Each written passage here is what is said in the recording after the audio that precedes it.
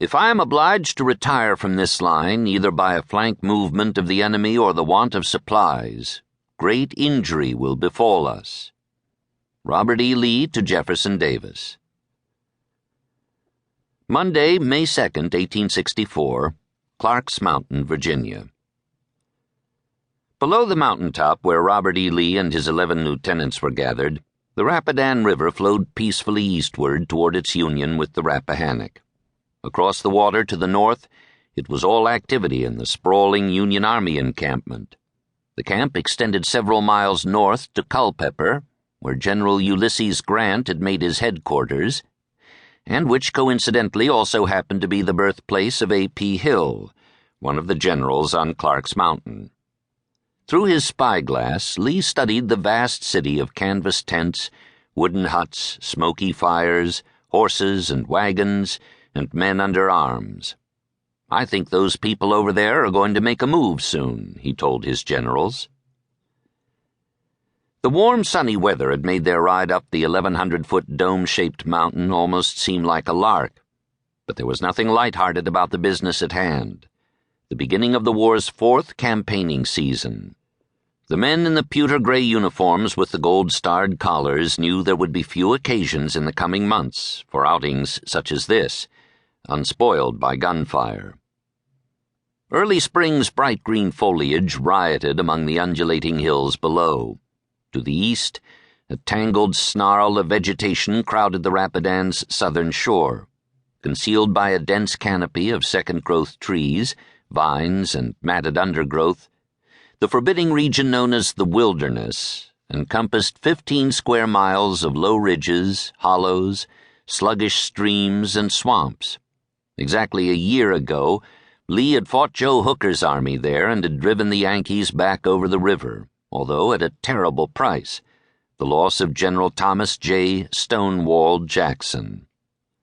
6 months later, George Meade led the Army of the Potomac over the river again, but withdrew when Lee's army burrowed into impregnable defensive positions at Mine Run. Lee directed his general's attention to the opaque green jungle and to 2 river fords 6 miles apart, Ely's and Germanna. Through their field glasses, the officers studied the crossings. Lee told them that Grant would soon cross the Rapidan at one or both of those places. Lee had a knack for placing himself in his adversary's boots, but it was just one of the ways that he anticipated their moves. A lifelong student of warfare, Lee had spent weeks studying the terrain and the proclivities of his new opponent, Grant. Since March, when Grant was named General-in-Chief of all Union armies, Lee had known that he would ready the Army of the Potomac's 3 corps, nominally under Meade's command, for a major offensive. Every train brings it, the Union Army, recruits, and it is stated that every available regiment at the North is added to it, Lee had told Jefferson Davis, the Confederacy's president and de facto war secretary, on March 30th. General Ambrose Burnside, Lee wrote, was at Annapolis with yet another Union corps. On April 9th, he informed Davis that the fact that additions have been made to General Meade's army is shown by an increase of tents, and a week later he urged Davis to quickly send rations, supplies, and forage, as well as more cavalry and artillery. "If I am obliged to retire from this line, either by a flank movement of the enemy or the want of supplies, great injury will befall us," Lee warned. On April 18th, Lee sent the Army's surplus baggage to the rear in anticipation of action.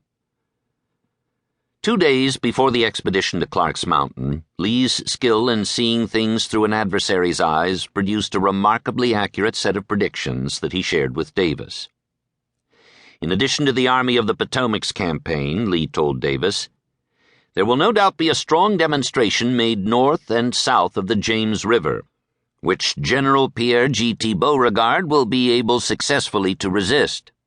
I judge also from the present indications that General William Averill and General Franz Sigel will move against the Virginia and Tennessee Railroad or Stanton."